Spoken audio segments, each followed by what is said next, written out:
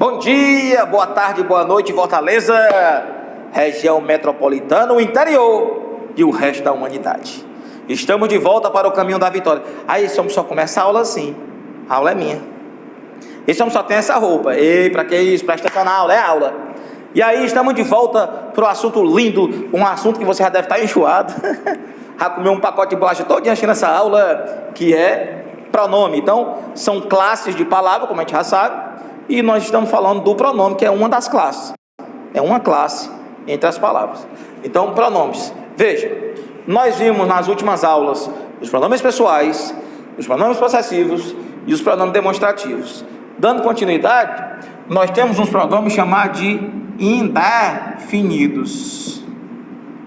Professor, o que são pronomes indefinidos? Veja, o pronome indefinido, ele se refere a uma terceira pessoa. Ele ou ela. Os pronomes indefinidos se referem a uma terceira pessoa, só que de forma imprecisa, de forma vaga, ou então generalizando. Perceba, quando eu digo assim, ó, professor, certas questões são difíceis. Certas questões são difíceis. Eu estou falando das questões, ó, delas, que é uma terceira pessoa. Agora eu digo certas questões, eu pergunto a você: certas questões são difíceis. Quais? Não sei. Quantas? Não sei. Então isso aqui é um pronome indefinido, ó. Veja, ó. Professor, algumas questões são fáceis. Algumas questões? Quais? Quantas? Ah, professor, algumas. Ó. Veja, ó, certas questões, ó, pronome definido, não acompanha. Além de ser pronome definido, é um pronome definido adjetivo, ó. Vimos lá atrás. Algumas questões, ó, pronome definido adjetivo. Alguém disse isso. Alguém? Quem? Homem ou mulher? Alguém. Veja, ó, pronome definido, ó. Agora, ó, alguém disse, ó. Esse alguém, ó, quem disse? Alguém. É um pronome definido substantivo. Lembra? Nós vimos lá atrás.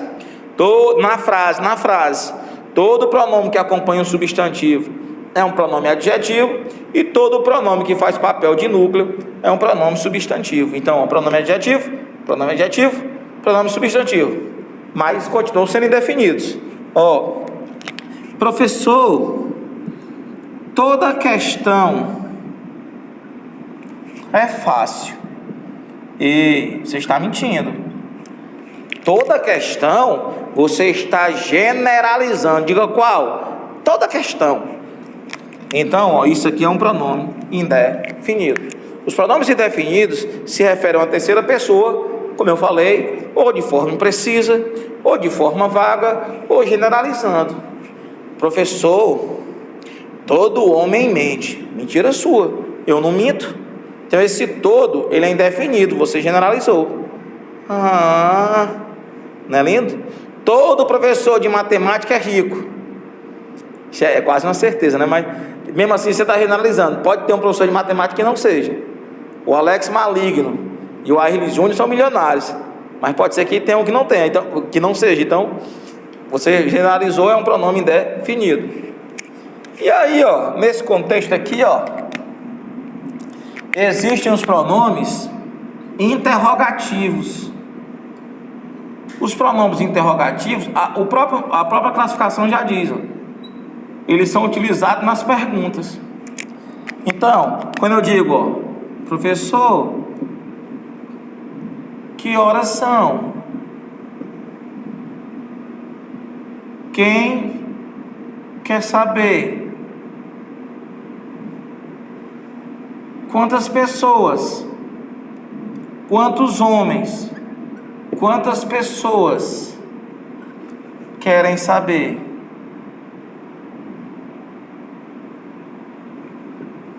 Então perceba que eu estou usando esses pronomes para fazer perguntas. Se o pronome é utilizado para fazer perguntas, como é o nome desse pronome interrogativo? Pronome interrogativo. Então tranquilo, ó, indefinido interrogativo, molezinha. E aí vamos para a última classificação, ó. Aí lá vem. São os pronomes relativos. Eita, professor, tem isso aí? Tem, ó. Então perceba, veja, ó. Eu digo o seguinte, ó. O rapaz está doente. O rapaz faltou. Perceba, eu tenho duas informações sobre o mesmo termo, que é o rapaz, ó. O rapaz, ó, rapaz é um substantivo. Ó, rapaz é um substantivo, que é um nome. Você viu lá nas aulas anteriores que os substantivos são nomes. A luz, o teto, o chão, a parede, são nomes. Eu tenho duas informações sobre o mesmo nome, ó. O rapaz está doente, o rapaz faltou. É claro que na vida real você não diz, gente, o rapaz está doente, o rapaz faltou. Você une isso numa frase só. E você acaba substituindo um desses nomes, ó. Veja, eu digo, ó, o rapaz que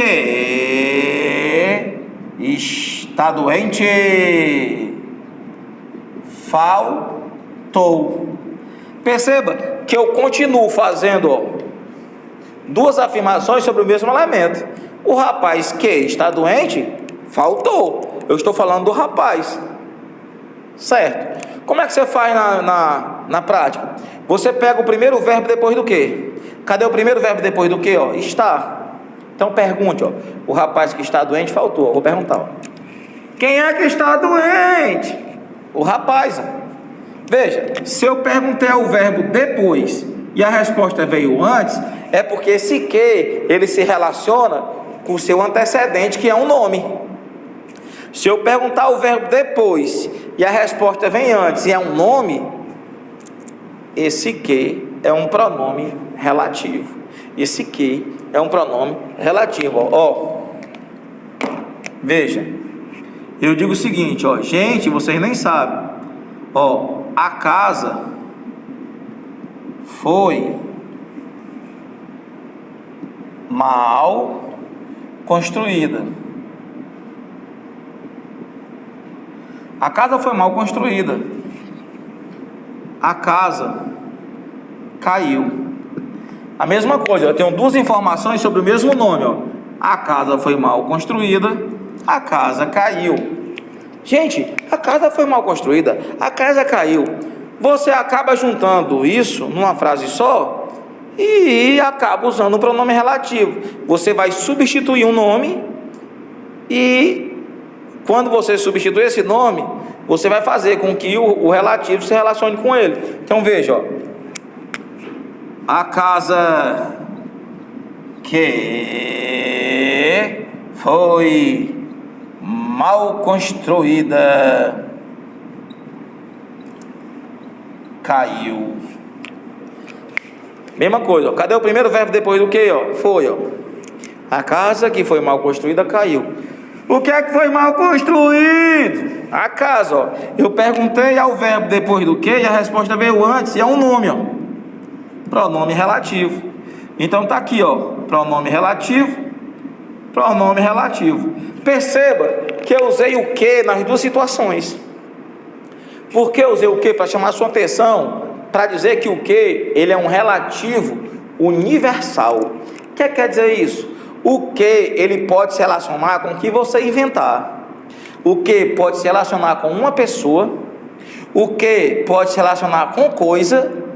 E o que pode se relacionar até com Deus, porque ele é universal. Quando você compra seu carro ou a sua moto, aí você coloca o adesivo lá: foi Deus que me deu. Quem é que deu? Deus. É errado? É não. É não. Por quê? Porque esse que ele é universal. Eu preferiria usar o quem. Foi Deus quem me deu. Se você é religioso a esse ponto, você coloca lá o adesivo. Foi Deus quem me deu. Mas o que ele é universal, ele serve para tudo, até para Deus. Então não está errado não. O que ele é universal. E aí se você quiser, veja, ó. O que ele pode ser substituído pelo relativo o qual, ó. O o e o qual, ó, quando o elemento é masculino, e a qual, ó, quando o elemento é feminino. Então, vou voltar aqui para essa frase. Veja, ó, o rapaz que está doente faltou. O rapaz não é masculino, eu poderia trocar o rapaz, ó, o qual está doente faltou. Ó, a casa, a qual foi mal construída caiu. Então o que, o relativo que, ele pode ser substituído pelos relativos o qual e a qual. Claro, vai depender do contexto, da situação, da intenção. Mas o que, ó, o qual, não é só qual não. Não é só qual não, é o qual, a qual. Beleza. Agora veja, ó, eu posso usar o quem. O quem também é um relativo. Só que o quem, gente, ele só pode ser usado para pessoas. Então, o relativo quem só pode e somente pode ser utilizado com pessoas. Então, veja, ó. O aluno com quem simpatizei não veio. Então, ó, eu simpatizei com o aluno e o aluno não veio. Eu tenho duas informações sobre o mesmo nome, ó. Eu simpatizei com o aluno e o aluno não veio. Então, ó, o aluno com quem simpatizei não veio. Cadê o primeiro verbo depois do quem, ó? Simpatizei, ó. Vou perguntar, ó. Eu simpatizei com quem? Com o aluno, ó. Então veja, ó, tá aqui o quem, ó. E ele está se relacionando com o aluno aqui, ó, que é um nome, é um substantivo, ó. Por que esse com está aqui? Porque quem simpatiza com alguém. Como você simpatiza com alguém? O aluno com quem simpatizei. Toda vida que o verbo aqui pedir uma preposição, você coloca antes do relativo, ó. Ó. A mulher por quem me apaixonei foi embora. A bicha véia. Ei, professor, vai ficar gravado. Então, ó, a mulher por quem me apaixonei foi embora. Eu me apaixonei por alguém. Eu me apaixonei por alguém, pela mulher, e essa mulher foi embora. Duas informações sobre o mesmo termo. Então, veja, ó, a mulher por quem me apaixonei foi embora. Cadê o primeiro verbo depois do quem, ó? Apaixonei, ó. Perguntar. Eu me apaixonei por quem? Pela mulher. Então veja, ó, o quem, ele, ó, se refere aqui à mulher, ó. Por que esse por está aqui? Porque quem se apaixona por alguém. Quem se apaixona por alguém. Por isso que a mulher, por quem me apaixonei. Ó, a mulher, o professor já entendeu, só mais essa, ó. A mulher a quem dei amor. A mulher a quem dei amor. Eu dei amor a quem, ó? A mulher, ó. Então o quem continua, ó, se referindo a uma pessoa. E é o que acontece. De novo a preposição. Por quê? Porque quem dá alguma coisa a alguém. Eu dei amor a ela. Eu dei amor a alguém. A ela. Então a mulher a quem dei amor. Se o verbo do lado de lá pedir uma preposição, ela fica antes do relativo. E o relativo quem só se refere a pessoas. Beleza? Diretor, eu vou lá para a ponta. Agora vejam. Ai, professor, ele copia e não emagrece, né? Tenha calma. Aí vejam. Veja. Eu tenho ainda o relativo onde, ó. O onde, gente. O onde só se refere a lugares, ó. Para lugares. O onde é só para lugar. O onde é só para lugar. Assim como o quem é só para pessoas, o onde é só para lugar. O que é universal, você sabe. Mas o onde é só para lugar, o quem é só para pessoas. Então imagina que eu digo o seguinte, ó. A casa onde nasci foi vendida. Então, ó, eu nasci nessa casa e essa casa foi vendida. Nasci na casa, a casa foi vendida. Duas informações sobre o mesmo termo, sobre o mesmo nome, ó. Eu nasci na casa, a casa foi vendida. Então, ó, primeiro verbo depois do onde, ó, nasci, ó. Eu nasci onde? Na casa, ó. Então esse onde, ó, é um pronome relativo, ó. O colégio onde estudei, o colégio onde estudei, ó, fica no Álvaro N, que é um bairro aqui de Fortaleza. Então, ó, eu estudei onde, ó? No colégio, ó. O onde é sempre lugar. O onde é sempre lugar. O onde se refere a um lugar. A casa onde nasci, o colégio onde estudei, a rua onde moro. A rua onde moro. A rua onde moro. A rua onde moro, ó, foi asfaltada. Eu moro onde? Nessa rua aqui, ó. Então, o onde ele se refere a um lugar. Beleza? A casa em que nasci, o colégio em que estudei e a rua em que moro. Eu posso usar o que, mas eu tenho que respeitar sempre as preposições, ó. Quem mora, mora em algum lugar. A casa em que moro. A casa na qual moro. Na qual, porque eu moro na casa. Mas eu uso onde quando é lugar para evitar problema. Quem para pessoa, onde para lugar. Aí veja, ó.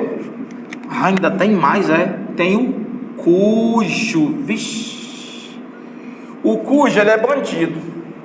Por quê? O cujo, ele é relativo. Então, o cujo, ó, ele liga substantivos.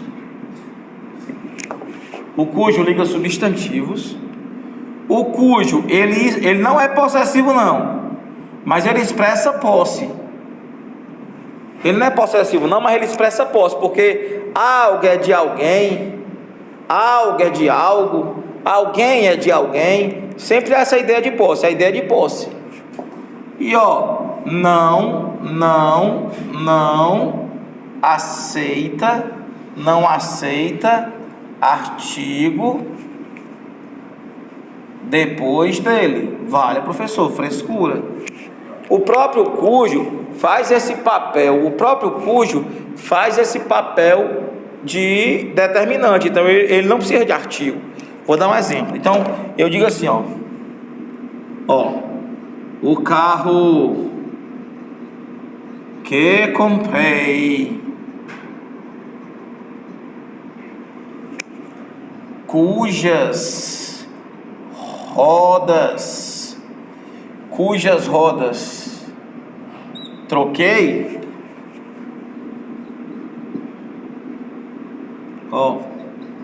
será vendido. Então vejam, o carro que comprei, esse que já é relativo, mas eu estou falando do cujo. Cujas rodas troquei, será vendido. Então perceba que eu usei o cujas aqui, ó, para ligar carro a rodas, ó. Porque, eu troquei as rodas do carro lá, ó. Então, esse cujo aqui, tá ligando o substantivo rodas, as rodas, ao substantivo carro, ó carro. As rodas, ó carro. Então, eu usei o cujo para ligar um substantivo a outro, certo? Agora, perceba, olha como expressa posse, olha como dá a ideia de posse, Eu troquei as rodas do carro, as rodas dele, do carro. Então, quando alguém for usar o cujo numa frase, esse cujo tem que estar ligando substantivos e ele vai expressar essa ideia de posse. As rodas do carro, as rodas dele. Aí perceba aqui, cujas rodas. Perceba que ele concorda com o consequente. Cujas rodas. Não existe, gente, não existe, cujo as rodas. Não existe, cujo os pneus. Não. Porque como ele concorda com o consequente, ele não aceita o artigo. Ele sozinho já faz esse papel. Cujas rodas. Ou então, eu coloco assim, cujos pneus. Cujos pneus, A casa, cujos muros levantei, será leiloada. Então veja, a casa cujos muros, eu levantei os muros da casa, Então eu usei aqui, o cujo para ligar os muros à casa, dois substantivos. Aí o cujo, ele concorda com o consequente, cujos muros. Igual lá, você não pode escrever, cujo os muros. Você não pode escrever cujo os muros, nem cujo as paredes. Porque a palavra cujo não aceita artigo depois dele, ele concorda com o consequente, não é lindo? E aquela informação que nós falávamos na aula passada, eu vou só relembrar aqui para você. Eu vou apagar isso aqui, nós até choramos, inclusive. Então vejam, nós vimos inclusive na aula passada, olha, gente, o que fizeram com a moça foi dantesco. Vixe.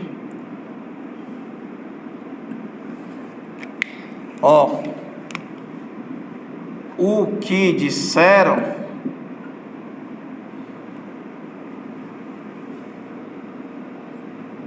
é mentira. Professor, não estou lembrando não, é o seguinte, veja, o que fizeram com a moça foi dantesco. O que fizeram com a moça? O que foi, pessoal, que fizeram com a moça? Rapaz, aquilo que fizeram com a moça.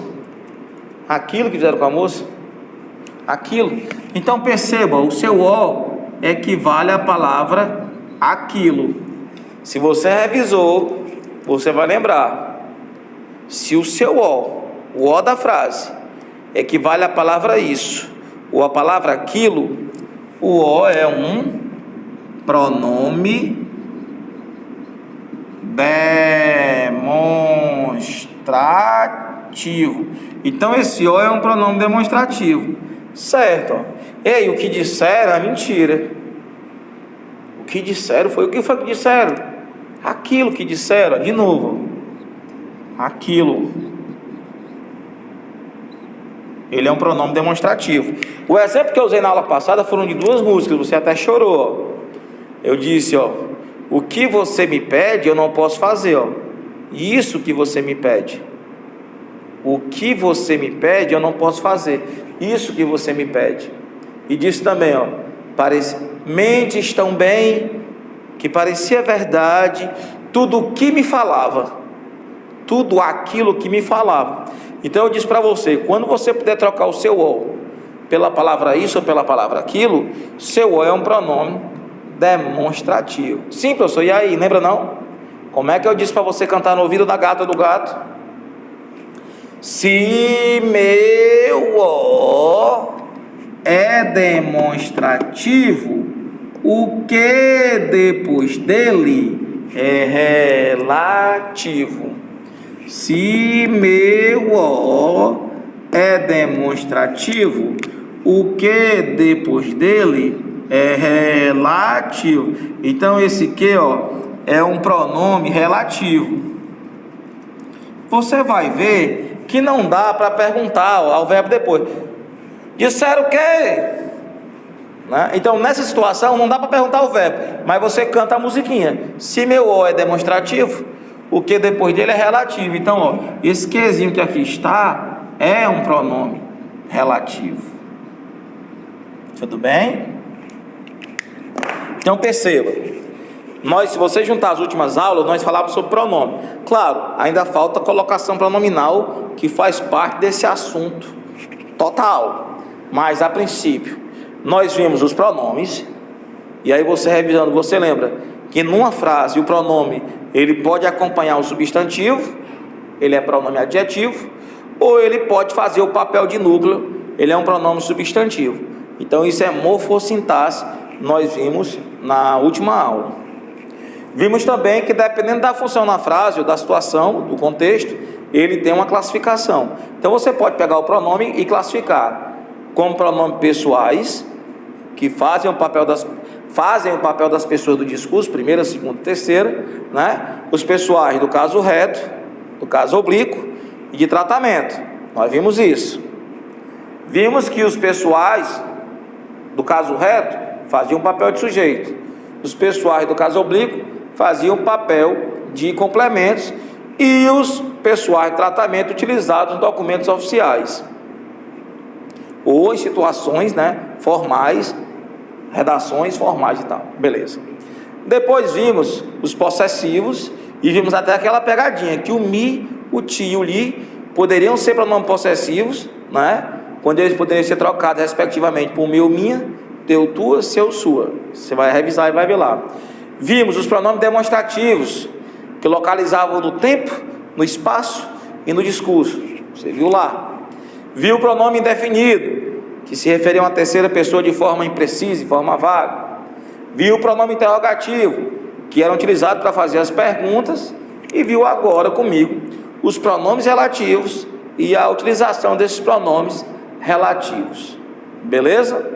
Então, nós vamos encerrar os pronomes por aqui. Claro, na próxima aula nós vamos falar sobre colocação pronominal, mas o assunto pronomes, ele está encerrado. Só quero lembrar você, gente, é muito assunto, é muito material. Então, você precisa revisar isso. Lembra, primeiro dia de aula eu falei isso, estudo ativo. Se você não praticar isso em voz alta, se você não copiar de novo em voz alta isso vai cair na curva do esquecimento.